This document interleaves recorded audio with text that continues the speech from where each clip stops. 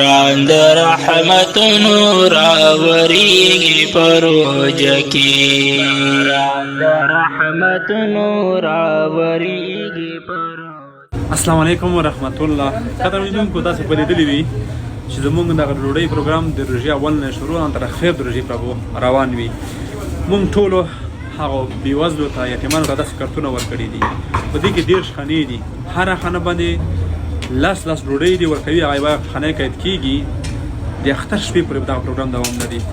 الحمدلله ډېرو فامیلونو ته ډېرو کونډو یتیمانو ته دغه پروګرام وغځېدو.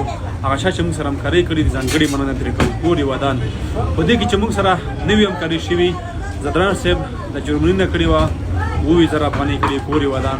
یوې خورکۍ د نروې څخه 15,000 افغانۍ کومک کړی و. ډېره مننه، خوشحاله اوسئ. هغې موږ نفر اضافي کړله، نوي کارتونه مو ته توضیح کړله، د پروګرام کې روان شو الله خیره. او زموږ سره چې یو ورور تر ټولو ډېر کومک یې په دې کې کړی و، هغه یو ورور له کویټ نه و، کور یې ودان. الله دې پرې اجرونه ورکړي.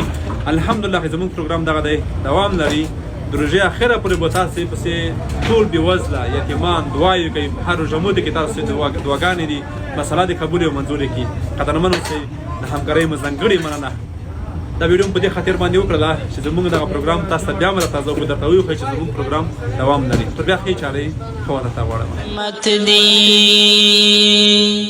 حدیث کی می کتلی ورپسې د مغفرت دی یا حدیث